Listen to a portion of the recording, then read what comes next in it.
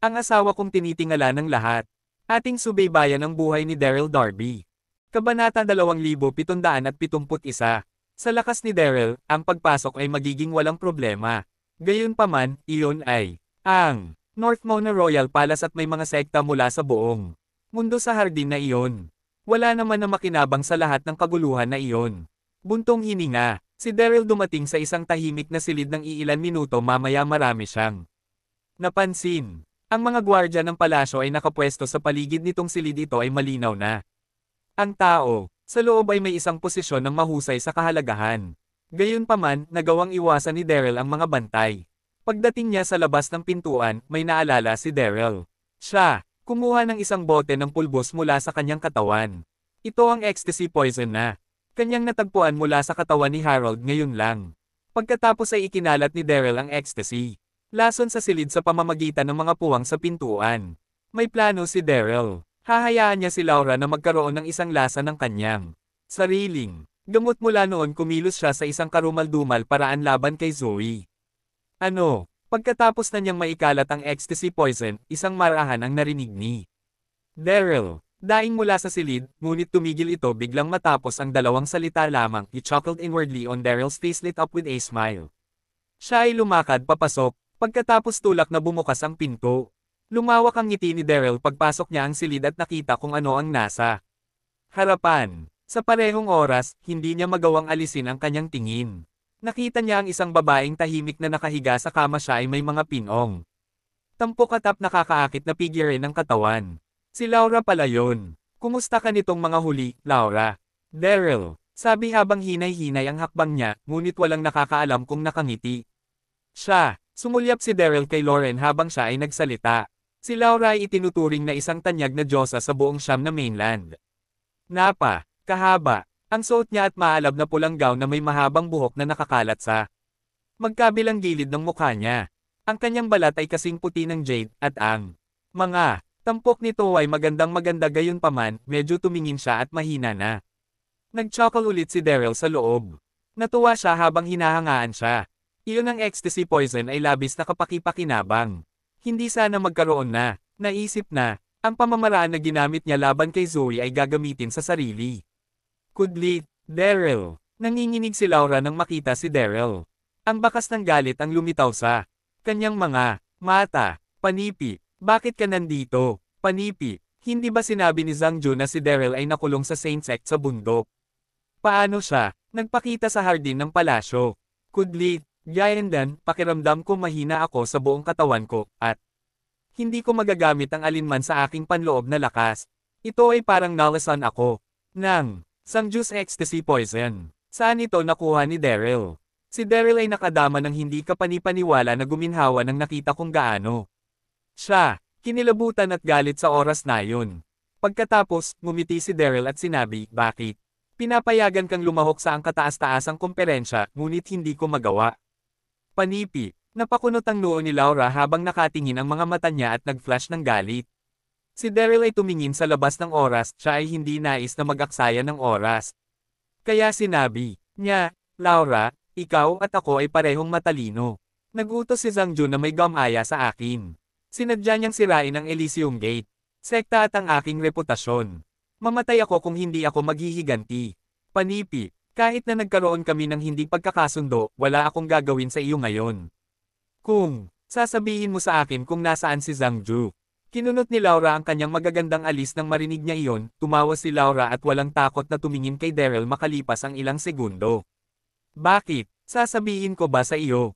Kung nasaan si Zhangju, Daryl? Sa kabila ng katotohanan, ito ang Hilagang Mona Palace, napapaligiran ito ay aking bayan. Panipi. Akala mo maaari mong ibagsak ang sitwasyon sa pamamagitan ng pagkuha sa akin.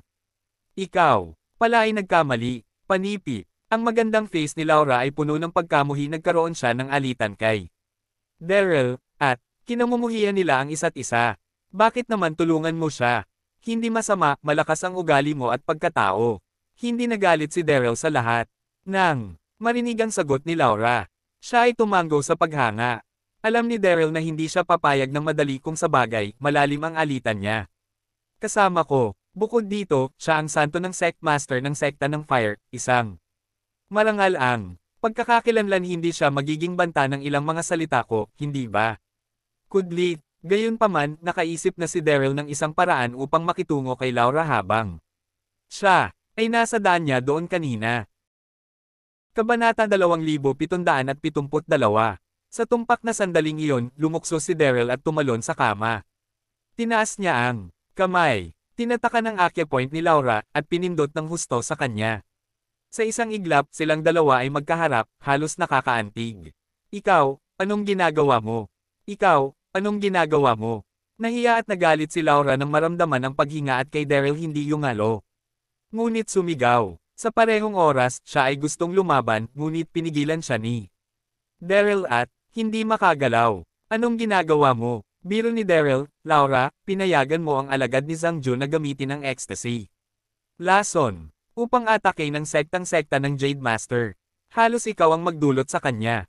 Upang talunin ang kanyang kabutihan. Hindi mo ba naisip na ikaw ay magkakaroon ng katulad na pagtatapos, panipi? Sinusuri ni Daryl si Laura mula sa malapit na distansya habang sinabi niya iyon, at siya ay nagpatuloy na sinabi, Sop, Sop, Sop. Noble at malamig, ang sekta ng Saint Fire Sekta Master, ang tanyag na diyosa ng pamayanan. Nang bagong daigdig, marami akong pinaniniwalaan ang mga kalalakihan ay nalulula ng makita kanila sa lahat ng mga taon na ang nakakaraan. Marahil ay maraming mga kalalakihan na nais na magpalipis ng gabi sa iyo. Ilan sa mga mandirigma sa pamayanan ang maaawa sa iyo kung ikaw ay mawala ang iyong kadalisayan at reputasyon ngayong gabi. Panipi, ha! Namula si Laura, nahihiya siya at galit sa oras. Ang kanyang mga mata ay napakalinaw. At maliwanag na halos makapagputok sila ng apoy. How dare you? Ungol ni Laura. Natuwa si Daryl at humawak siya sa parehong mahigpit ang pulso niya, hindi. Sigurado kung siya ay nakangiti o hindi nang sinabi niya. Tingnan natin kung sapat akong matapang. Dinungisan mo rin ang pangalan ko ng lihim. Na, tinutulungan si Zhang Ju habang sinisira ang Elysium Gates at aking reputasyon. Huwag mo, akong itulak dahil walang mawawala. Kung hindi man, ako ay baka may gawin. Panipi, ikaw, naglakas loob kang hawakan ako. Hinding-hindi kita bibitawan kahit na maging aswang ako pagkamatay ko. Si Laura kinagat ang labi at malamig na sinabi. Ang ilang mga salitang iyon ay parang pinali sa labas ng mga puwang niya sa ngipin. Nakatitig si Laura kay Daryl nang walang takot nung sinabi niya yon. Ang ekspresyon niya ay ipinahiwatig na hindi siya susuko. Buntong hininga. Sa sandaling iyon, nararamdaman ni Daryl na nagkasalungatan. Kudlit, masyado siyang matigas ang ulo. Gusto kong takutin siya, ngunit hindi man siya natakot. Anong gagawin ko? Kudlit, habang iniisip niya, nawala ng pasensya si Daryl. Malamig niyang sinabi, bilasan mo, sabihin mo sa akin kung nasaan si Zhang Ju. Kung hindi, man, gagawin ko ay dito na matulog. Habang nagsasalita siya, tinanggal ni Daryl ang kanyang sapatos at medyas at humiga ng comfortable sa tabi ni Laura. Ayokong mapahiya ka ngayon, Laura. Mas makakabuti mong pagsamahin ang iyong mga kilos. Umalis ka. Dinuraan ni Laura ang dalawang salitang iyon. Nawala agad ang pasensya ni Daryl. Kinuha niya ang damit ni Laura at ang tunog ng matalim na luha ang narinig. Agad na ang kaibig-ibig na balikat ni Laura ay nakalantad sa harap ni Daryl. Hindi ka pa rin nagsasalita. Daing ni Daryl at umungol ng malakas. Mawala ka. Malamig na namang ngumuso si Laura. Hindi na kinaya ni Daryl. Siya nagpatuloy na punatin ang mahabang damit ni Laura. Gayunpaman, sa panahong iyon, nakita ni Daryl nang tumingin siya ang ekspresyon ng mukha ni Laura. Nakakaiba, galit siya at pinahiya, ang mga mata ay nagpakita ng pakiramdam ng pagpapas siya. Tapos, nilabas pa niya ang dila niya. Nagulat si Daryl, gusto niya kagatin ang dila upang magpatiwakal. Mas gugustuhin niyang mamatay kaysa sumuko. Sobrang lakas ng ulo ni Laura, walang oras si Daryl upang mag-isip. Karagdagang alam niya na siya ay magiging huli upang pigilan siya. Inilagay niya ang kanyang kamay sa bibig ni Laura. Nais ni Laura na kagatin ang kanyang dila upang pumatay ang kanyang sarili. Nang makita niyang inilagay ni Daryl ang kanyang kamay sa kanyang bibig, siya ay halos nahimete sa galit niya. Kumagat siya sa labi square, mahirap sa tumpak na sandaling iyon kahit na ang kanyang acupoint ay selyadong, si Laura nakapagsalita pa. Kaya, natural, siya na makagat din. Parg! Sa sandaling iyon, isang puso ang naramdaman ni Daryl sa sakit ng sakit na umaatake. Sa kanya, siya ay hindi mapigil ang huminga ng malamig. Ang kanyang katawan ay umatras ng likas na ugali, siya ay pinindot ang isang nakaumbok na seksyon sa gilid ng pader. Click! Bigla, nakaramdam sila ng isang panginginig. Ang kutsan sa ilalim ng kanilang mga katawan ay gumuho at nagsiwalat ng isang madilim na lihim na lagusan. Wow! Bago mag-react sina Daryl at Laura, nahulog ang kanilang mga katawan sa lagusan. May isang lihim na bitag sa ilalim ng kutsan. Anong pagkakataon na ako ay nagkataon? Nasagasaan ito. Kabanata 2773. Parg. Si Daryl ay niyakap ng likas kay Laura. Bamulong sa kanyang puso. Hindi nagawa ni Laura. Tulong ngunit sumigaw ng mapagtantaw niya. Nawawalan ng balanse. Bang! Ang lihim na lagusan ay hindi masyadong malalim. Marahil 10 metro ang lalim. Si Daryl ay bitbit si Laura, kaya napunta siya sa ground muna. Ikaw, pakawalan mo ako. Tinatakan na ni Daryl ang suplado ni Laura at dinala siya sa braso. Hindi siya makagalaw at sobrang nahiya at galit. Siya, sabay lingon sa paligid. Buntong hininga. Binitawan ni Daryl ang kamay niya at tumingin. Sa paligid, natigilan siya agad. Napansin niyang ang lihim na lagusan ay mahaba at madilim, at wala siyang ideya kung saan ito haantong. Kitang-kita niya iyon. Ang magkabilang panig ng dingding ay nakaukit, na may ilang mga magagandang pattern. Nagpapahiwatig ng isang pinaghihigpitan na lugar para sa maharlikang pamilya. Nasaan talaga ito? Hindi. Lilito na ang banal na Emperor Place. Medyo naguluhan si Daryl doon. Sandali. Ilang taon na ang nakalilipas, hindi sinasadya si Daryl. Sinira ang sikreto ni Emperor Howie. Silid sa paglilinang. Siya ang naging sanhi ng Emperor. Ang paglilinang ni Howie upang bumalik at namatay. Mamaya, upang makuha ang imaginative image peel, natutunan ni Daryl mula kay Chang. Na ang Emperor Howie ay mayroong banal Emperor Place kung saan niya itinago ang kanyang kayamanan. Ang dalawang lugar na iyon ay ang Hilaga. Mga lihim na lugar ng Mona Palace na hindi may alam. Gayunpaman, ang lugar na ito ay tila pantay. Mas mahiwaga kaysa sa banal Emperor Place. Panipi, hindi pinansin ni Daryl sandali si Laura. Pumasok sa loob upang galugarin ang lugar. Russell. Gayunpaman, pagkatapos lamang ng ilang mga hakbang, siya ay nagulat na marinig ang isang kakaibang tunog mula kay ang dilim sa unahan. Ang tunog na iyon ay ganon. Kakaiba na tinutulan nito ang anumang paglalarawan. Ito, parang nagbabanta. Kinuyam ni Daryl ang kanyang mga mata at tinaas ang kanyang mga mata upang tumingin. Siya ay lubos, nagulat, may napansin siya. Gumagapang patungo sa kanila gamit ang apoy na kumislap sa buong katawan nito. Kabanata 2774. Whoosh! Dito na tumalikod ang Fire Enchanted Beast para tumitig kay Daryl. Agad na sumugod ang malaki nitong katawan sa kanya. Anong clay ng halimaw ito? Tahimik na napamura si Daryl habang sinusubukan na ilagan ito, agad niyang ginamit ang kanyang katawan internal energy para ibangga ang kanyang katawan sa tuktok ng ulo ng Fire Enchanted Beast. Agad na gumawa ng isang nakabibinging sigaw ang halimaw. Agad nitong nagkolap sa sahig bago magpumiglas ng ilang sandali at tuluyang bumagsak. Hay! Huminga ng malalim si Daryl habang nire-relax ang kanyang itsura. Ang lakas ng loob ng Fire Enchanted Beast na ito para atakihin ako Mukhang inakala nito kaya niya akong pabagsakin. Dito na niya napansin ang hindi kaliwang si Laura habang bumubulong sa kanyang sarili. Hindi naiwasang mapahinga ng malamig ni Daryl habang nakatitig sa eksena ng kanyang nakita. Masyadong kaakit-akit ang hubog ng katawan ni Laura matapos tuluyang maluso ng suot nitong mahabang dress. Siguradong hindi makakapagpigil ang sinumang lalaki na makakakita sa perpekto nitong katawan. Daryl. Nabalot ng hiya at galit si Laura nang maramdaman niya ang pagtingin sa kanya ni Daryl. Ipikit mo na ang mga mata mong parang aso ngayon, Dan. Nanlala nitong sinabi. Ipikit ang mga mata ko na parang aso. Mas maigi para kay Laura na huwag sabihin ang bagay na iyon dahil agad na naglakad palapit si Daryl para tingnan siya ng malapitan noong marinig nito ang mga sinabi niya. Ikaw. Agad na nagalit ng husto si Laura habang sumusumpa sa kanyang puso, siguradong doble ang magiging bayad ni Daryl sa sandaling makawala lang siya sa mga kamay nito. Hoy Daryl, pakawalan mo na ang mga akyat point ko ngayon, Dan. Nag-alalang sinabi ni Laura, wala akong kinalaman sa gusto mo ngayong si Zhangju talaga ang hinahanap mo, at isa pa, hindi ko rin alam kung nasaan siya ngayon. Kung titingnan ang pagkatao ni Laura, hinding-hindi ito susuko sa harapan ni Daryl, kahit na kailangan pa nitong mamatay bilang kapalit, hinding-hindi siya magdadalawang isip na mamatay kaysa mapasakamay ni Daryl. Pero kasalukuyan siyang walang suot na damit sa mga sandaling ito kaya agad nitong naisip na mas pipiliin pa niyang mamatay kaysa tingnan ng ganon ni Daryl. Natawa naman sa kanyang sarili si Daryl.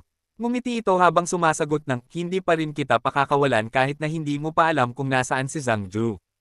Masyadong misteryoso ang lugar na ito kaya masyado namang nakakaboring kung lilibutin ko ito ng mag-isa hindi ba? Kaya mas maigi kung sasamahan ako ng isang napakagandang binibini na kagaya mo. Habang nagsasalita, naglakad palapit si Daryl para buhatin si Laura sa kanyang mga bisig. Napakabango ng amoy nito. Naramdaman ni Daryl ang pagtama sa kanya ng napakabangong amoy ni Laura noong mga sandaling ito. Ikaw, pakawalan mo na ako. Pakawalan ka. Walang problema, pero hindi ko lang alam kung mayroon pang mga natitirang fire-enchanted beast. Sa lugar na ito, alam kong hindi ka natatakot sa apoy pero hindi lang iyon ang kayang gawin ng mga fire-enchanted beast, kaya rin nilang kumain ng buhay na tao. Ikaw, nakipagtalo ang nag-iisip na gusto si Daryl kay Laura habang naglakad siya sa loob ng mahabang tunnel pero alam pere ni Daryl na ang paghahanap ka Zhangju ang pinakaimportanteng bagay na kailangan niyang gawin. Pero masyado ring misteryoso ang lugar na kanilang napasukan kaya hindi na niya napigilan pa ang kanyang sarili na maglibot sa loob nito. Hindi nila alam kung gaano katagal na silang naglalakad nang makakita sila ng liwanag sa kanilang harapan.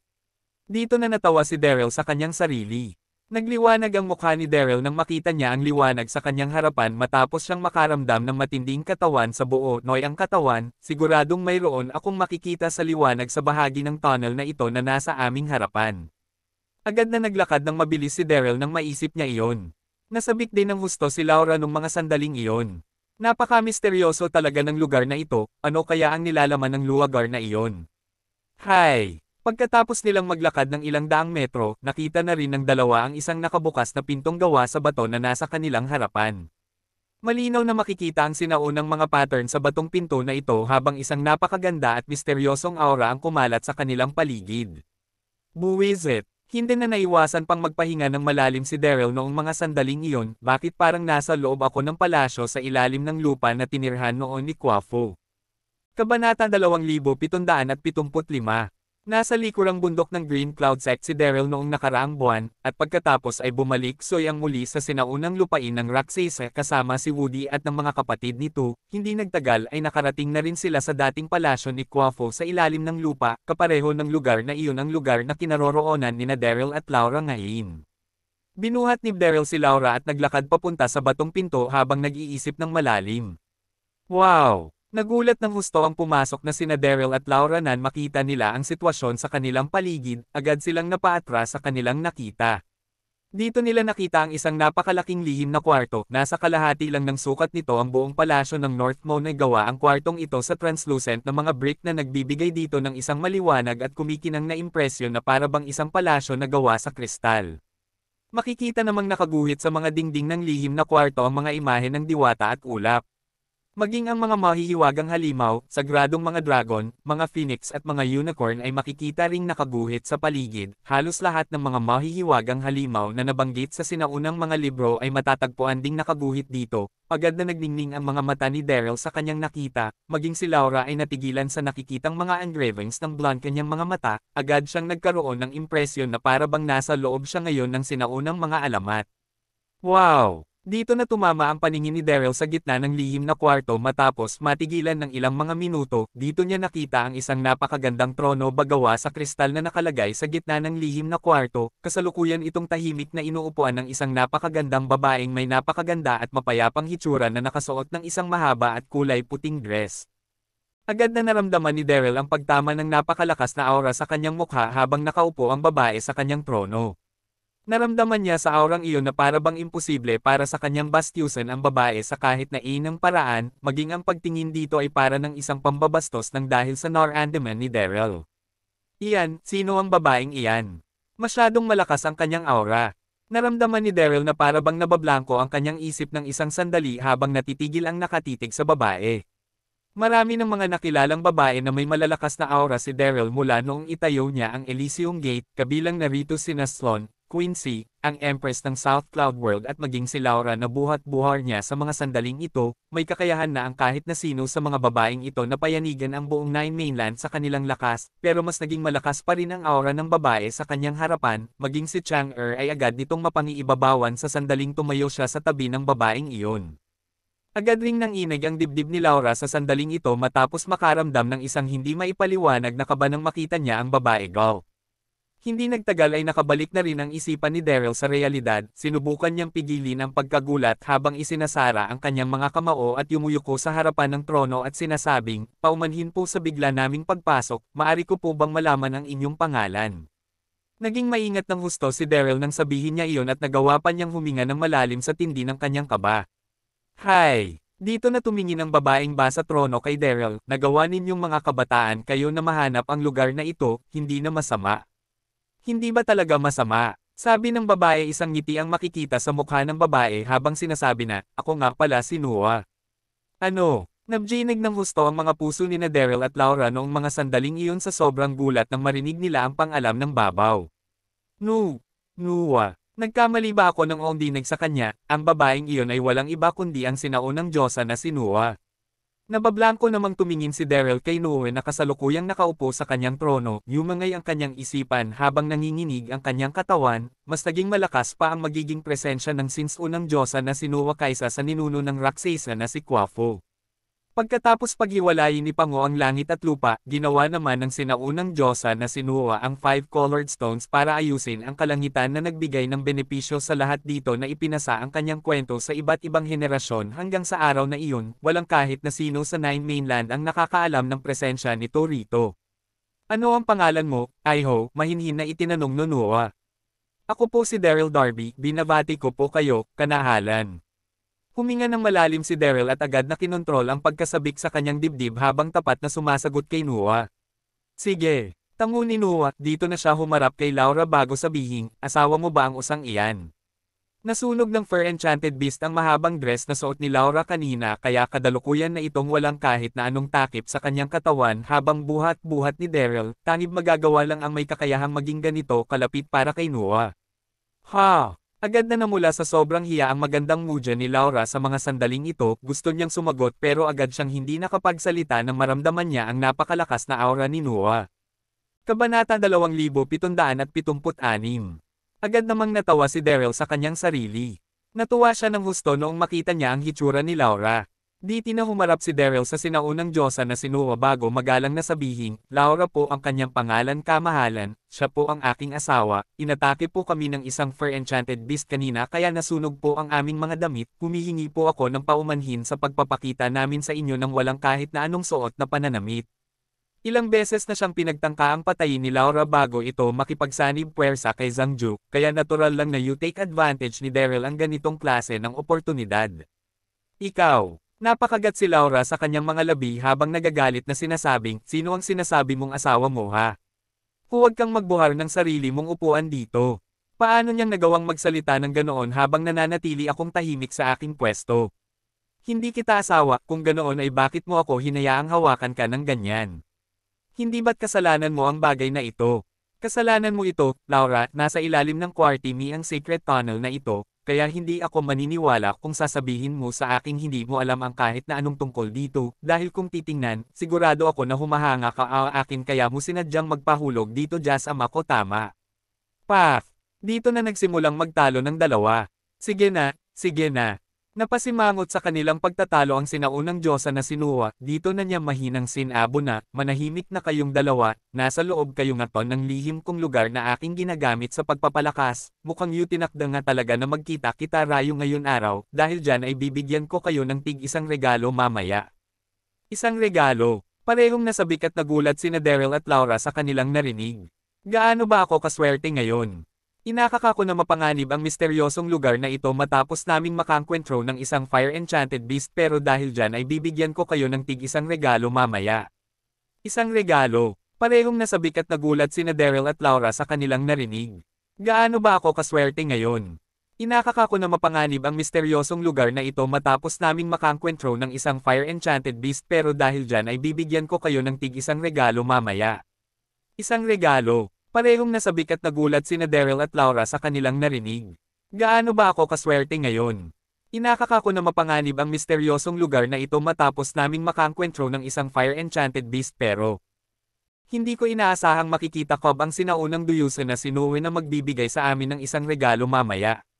Diti na sinabi ng sinaunang Diyosa na si Noe na, aalis na ako sa sandaling mabigyan ko kayo ng regalo, usang bahagi kang ito ng aking diwa sa Nine Mainland kaya sinuswerte kayo na makita ninyo ako rito.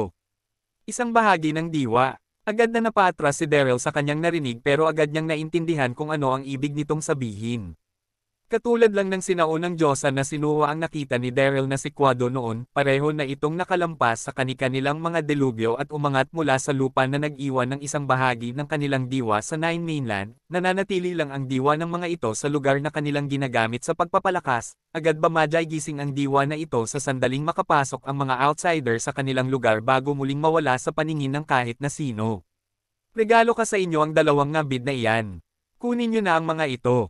Ngumiti ang sinaunang Diyosa na si Noe habang itinataas ang malajade nitong kamay, dito na nakakita ang dalawa ng dalawang guhit ng liwanag na lumiod papunta sa kanila. Pero kulay ito mang liwanag na lumipad o punti kay Daryl habang puti naman kay Laura, Buzz.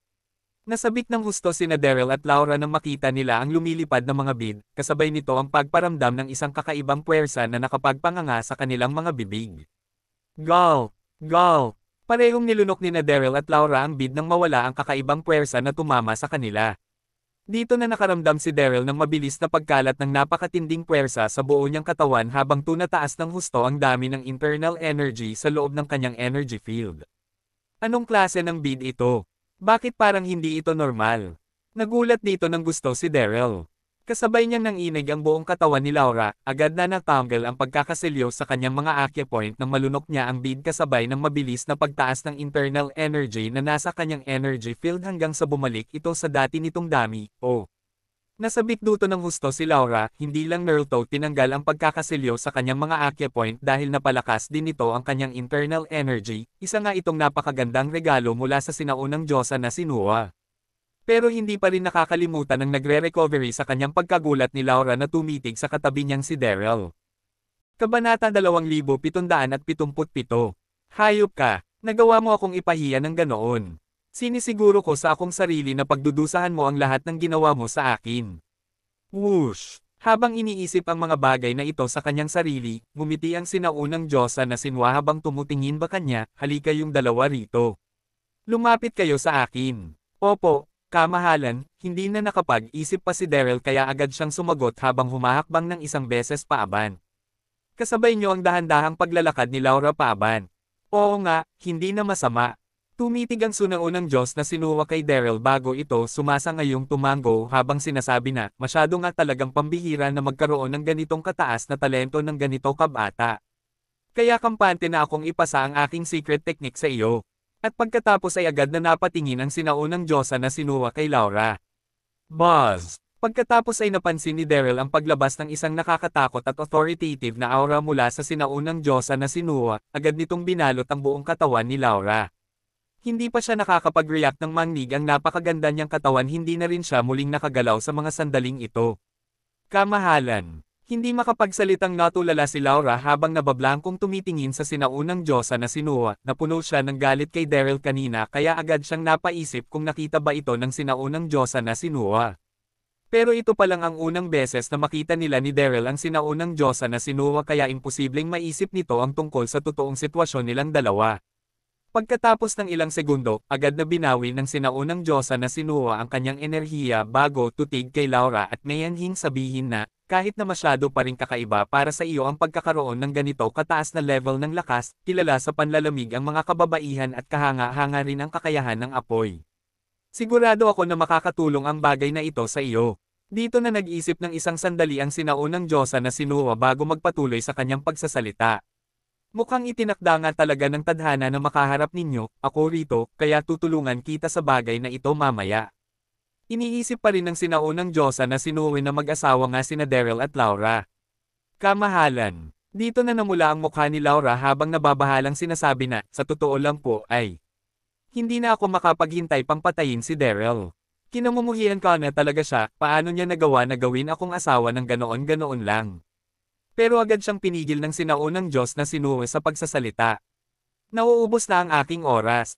Ngisi ng sinaw ang Diyosa na si Noe habang sinasabi na, mayroon akong dalawang klase ng teknik, isa rito ang teknik na mula sa purong yang habang ang isa naman ay ang teknik na nagmula sa purong yin, dahil mag-asawa kayong dalawa maaari kayong pumili ng isa sa mga ito, dito na itinaas ng sinaunab Diyosa na si Noe ang kanyang kamay at dito na nagpakita ang dalawang mga libro sa kanyang palad, ibinigay niya ang mga ito sa magkatabing sina Daryl at Laura.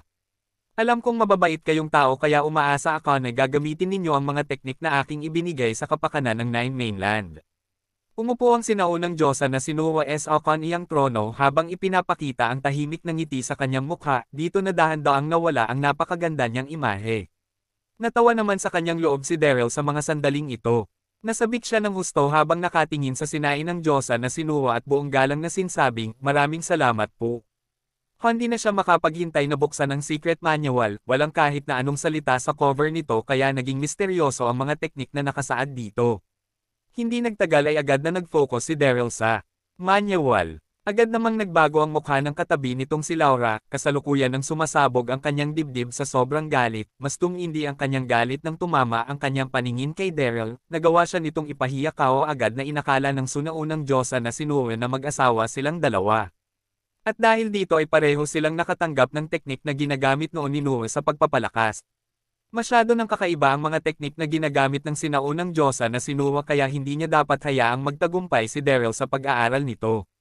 Halos maging isang kaluluwa na lanang ang imahe ng sinaunang Diyosa na si Noe na para bang maaari na itong mawala anumang oras, dito na nagngit-ngit ang mga ngipin ni Laura habang pinapakalma ang kanyang puso. Dadalhin na kita sa impyerno Daryl. Dito na sumigaw si Laura habang itinataas ang kanyang palad para atakihin ang likuran ni Daryl. Kasabay nito ang kasalukuyan pa ring pagfo-focus ni Daryl sa alihim na manual kaya hindi nito inasahan ang biglaang pag-aatake ni Laura sa harapan ng sinaunang Diyosa na si Noe. Kabanata 2778. Ano nang ginagawa mo? Napaatras na lang ang sinaunang Diyosa na si Noe nang makita niya ang ginawa ni Laura, agad siyang napatingin at natulala sa kanyang nakita. Hindi ba't mag-asawa ang dalawang ito? Kaya bakit niya iyon biglang gagawin? Walang kaalam-alam ang sinaunang Diyosa na si Noe na hindi niya naiintindihan ang mga nangyayari sa pagitan ng dalawang ito, sa totoo lang ay magkalaban talaga sina Daryl at Laura. Dito na naalerto si Daryl sa biglang pag-atake na ginawa ni Laura, sinubukan niya itong iwasan pero masyado siyang malapit kay Laura kaya huli na ang lahat. Boom! Dito na tumama ang palm attack ni Laura sa likuran ni Daryl na nakapagpaungol sa kanya, lumipad ito ng ilang dosenang metro patalikod bago bumagsak ng malakas sa lupa at samulan ng dugo. Namula ng husto ang mga mata ni Daryl habang mabagsik na nakatitig kay Laura. Hindi nagpakita ng kahit na anong awa si Laura, kahit na nagawang ipahoya ni Daryl si Laura, wala pa rin siyang ginawang masama rito. Ang pinakapamamahiyang ginawa lang niya ay ang pagtingin sa katawan ni Laura na ilang beses bago ito yakapin ng isang sandali, sinubukan niya ba akong patayin ng dahil dito. Ano? Dito na pinilit ni Daryl na magsalita pero agad siyang natigilan nang makita niya ang nangyari sa kanyang harapan. Nagmukhang gigilb si Laura sa sobrang tuwa na naramdaman nito sa kanyang sarili habang nanganginay niyong malakas ang kanyang katawan, namutla ang kanyang mukha mas nasugatan ito kaysa kay Daryl sa mga sandaling ito. Ano ang nangyari? Bakit niya ako inatake at bakit mukhang nasugatan niya ang kanyang sarili nang gawin niya iyon? Hindi ko ginamit ang aking internal energy para salagin ang kanyang pag-atake kanina, pero kahit nagamitin ko pa iyon, imposible pa rin para sa akin na saktan siya ng ganyan. Dito na napasimangot si Daryl, nagtaka siya ng husto na kung ano talaga ang nangyari. Kumunat ang noo ni Laura habang malakas na nanginginig ang kanyang katawan, nagulat siya ng husto sa nangyaring dito sa kanya. Ano ang nangyari? Paano akong nasaktan ng ganito? Naramdaman ni Laura ang matinding pinsala sa mga veins ng kanyang puso. Pero walang kahit na sino ang gumawa nito sa kanya, ito ang dahilan kung bakit siya nagtaka ng husto rito. Ikaw. Umupo ang sinaunang Diyosa na si Noe sa kanyang trono bago naguguluhang tiningnan si Laura, bakit mo inatake ang iyong asawa? Mayanhing sinermonan ng sinaunang Diyosa na si Noe ang sugatang si Laura. Napakagat na lang sa kanyang labi si Laura habang sumaguting, hindi niyo po naiintindihan, kamahalan. Hindi po talaga kami mag-asawa. Sa totoo lang ay kalaban Cobb ang taong iyan, pagkatapos nito ay agad siyang tumingin kay Daryl ng patagilid. Hayop ka talaga, Daryl. Masyado siyang malakas, nagawa pa rin niyang mabuhay matapos Cobb siyang tambangan, ginamit ko na sana ang buo kong lakas kung alam ko lang ito kanina. Hindi talaga kayo mag-asawa. Natigilan dito ang sinaunang Diyosa na si Noah, dito na biglang naguluhan ang nagagandahan niya mga mata. Pagkatapos ng ilang segundo, nagbuntong hininga ang sinaunang Diyosa na si Noah habang sumagot ng, mukhang nagkamali nga ako sa inyong dalawa, pero nakonsumo niyo ng dalawa ang aking Chaotic Yin Yang beads kaya magiging magkakabit na ang inyong tadhana magpakailanman, mabubuhay at mamamatay kayo ng magkasama, wala nang kahit na sino pa ang magkakapagpabago nito. Ano? Nagtaka rin ng husto si Daryl sa mga sandaling ito, napatitig siya sa sinaunang Diyosa na si Noah habang naghihintay ng sagot mula rito. Napahinga lang ng malalim ang sinaunang Diyosa na si Noah bago ngumiti at sumaguting. Ang mga beads na ibinigay ko sa inyo ay tinatawag na Chaotic Yin and Yang beads. Ang itim na beads ay yang habang ang puti na beads naman ay ang Yin, ang Chaotic Yun and. Yang beads na ito ay mga spiritual na kayamanang nabuo noong gawin ang langit at lupa. Hindi ko inasahang makukuha ko ang mga ito bago pa man paghatiin ni Pango ang langit at lupa, itinago ko lang ang mga iyan hanggang sa ibigay ko ang mga ito sa into ngayon. Mukha ngang magkaiba ang itsura ng mga beads na iyan pero isa talaga itong set sa totoo lang, agad na mawawasak ang kulay puting bead sa sandaling mawasak ang itim na bead at vice versa. Makukuha nyo rin ito sa sandaling ay konsumo ninyo ang mga bead, sa madaling salita ay magkakabit na ang inyong buhay at kamatayan sa sandaling ito ang dahilan kung bakit ka nasugatan ng atakihin mo siya ng biglaan, siguradong mamamatay ka rin kung napatay mo siya sa pag-ataking iyon, naiintindihan nyo ba ako? Kabanata 2779. Tahimik na tiningnan ng sinaunang Diyosa na si Noah ang nakatulalang si Laura nang mabanggit niya ang huli niyang mga sinabi. Error. Dito na tuluyang nang inig ang buong katawan ni Laura, natigilan siya ng husto sa kanyang mga narinig. Paano ito nangyari? Inakala ko na bibigyan kami ng sinaunang Diyos ang binuwi ng isang uri ng makahiwalay na pil. Pero hindi ko inasahan na maging ganito ito ka-espesyal, ang ibig ba nitong sabihin ay hindi na ako makakapaghiganti kay Derry habang buhay. Siguradong mamamatay ako sa sandaling patayin ko siya. Maging ang nasa isang tabi na si Daryl ay natigilan sa kanyang narinig. Ano? Nakatali na ang buhay ko ngayon kay Laura. Niloloko niyo ba ako? Dito na napangiti si Daryl, dito na niya nanunuksong tiningnan si Laura. Agad din siyang natawa sa kanya sarili. Hinding-hindi na magagawang maghiganti ni Laura sa hinaharap, at nagawa rin nitong makipagsanib puwersa kay Zhang Jun ng dahil dito, pero mas naging kapaki-pakinabang ang mga bagay na iyon kay Daryl kaysa sa kanyang inaasahan. Kamahalang, Noah. Dito na biglang nag-react si Laura habang nagmamakaawa sa sinaunang Diyosa na si Noah, ayoko po ng Chaotic Yin at Yang beads na ito kung ganoon, maaari niyo po bang tanggalin ito sa aking katawan? Desperadong-deperado na si Laura nang sabihin niya iyon, hindi na siya makapaghintay na wasakin at pagpire-piresuhin ang katawan nito Daryl pero hindi niya ito magagawa ng dahil sa ininom nilang Chaotic Yin and Yang beads kaya hindi na rin siya makapaghihiganti rito sa hinaharap, at sa kasamaang palad ay kinakailangan niya na rin itong tulungan sa sandaling mapasok ito sa isang malaking gulo dahil agad siyang mapaparalisa sa sandaling masugatan ng husto. Ang katawan ni Daryl, iisa lang ang kahahantungan nilang dalawa ng dahil sa kayamanang ito. Magkaaway silang dalawa pero nasa gitna ng buhay at kamatayan na ang relasyon nina Daryl at Laura, walang kahit na sino ang magagawang tumanggap sa bagay na ito ng bukas, lalo na si Laura. Iniling ng sinaunang Diyosa na si Laura ang kanyang ulo nang marinig niya ang pagmamakaawa ni Laura bago mahinang sabihin na, hindi kasing simple nang iniisip mo ang mga bagay-bagay, kagaya nga ng sinabi ko kanina, nabuo ang Chaotic Yin ng Yang beads ng mabuhay ang langit at lupa kaya mananatili na ito sa inyong mga katawan habang buhay sa sandaling inumin ninyo ang mga ito, kahit ako ay wala nang magagawa para rito. At pagkatapos ay agad na nag-isip ang sinaunang Diyosa na si Noah habang pinapanood si Laura sinabi nito na, hindi ko alam kung ano ang hindi ninyo pinagkakasundoan pero mas maging magkaibigan kayong dalawa kaysa maging magkaaway na kagaya nito, pareho na ninyong ininom ang Chaotic Yin and Yang beads ng dahil sa aking pagkakamali, pero mukhang itinakda talaga ito ng tadhana. Sige na, tapos na ang oras ko rito, nasa kamay na ninyong dalawa ang mangyayari sa inyong dalawa sa hinaharap. Pagkatapos nito ay dahan-dahang umangat ang imahe ng sinaunang Diyosa na si Noah bago ito naging isang usok na unti-unting nawala sa ere. Tanging sina Laura at Daryl na lanang ang natira sa kwarting ito na gawa sa kristal. Napakagat si Laura habang ipinapadyak ang kanitang mga paa, nainas siya ng husto sa mga nangyari, ano na ang gagawin ko? Nakatali na ba talaga ang kapalaran ko kay Daryl habang buhay? Maraming salamat po, kamahalang Noah. Yumuko ng husto si Daryl sa lugar kung saan nawala ang sinaunang Diyosa na si Noah, at pagkatapos ay agad siyang ngumiti habang nanunuksong tumingin kay Laura, para ng isang Diyosa sa mundo ng mga cultivators si Laura, agad na nag-improve ng husto ang kanyang lakas nang inumin nila ang Chaotekin and Yang Beds na naging perpekto para sa kanilang dalawa. Daryl, namula ng husto ang mukha ni Laura niya ang mga tingin ni Daryl. Dito na siya nagagalit sa sumigaw ng, dudukutin ko na ang mga mata mo sa sandaling tingnan mo pa ako ng ganyan, agad na ginamit ni Laura ang kanyang internal energy para umaksyon kay Daryl. Pero kasalukuyan enmang nagre-relax si Daryl sa kanyang pwesto, ngunit ito habang sinasabi na, gusto mo pa rin ba akong patayin, Laura? Nakakalimutan mo na ba ang sinabi ng sinaunang Diyosa na si Noah? Magkakabit na ang ating mga kapalaran kaya para mo na ring pinatay ang sarili mo sa sandaling patayin mo ako. Dito na umupo sa sahig si Daryl para nagre-relax na ipagpatuloy ang kanyang pag-aaral sa secret manual na binigay sa kanya ng sinaunang Diyosa na si Noah.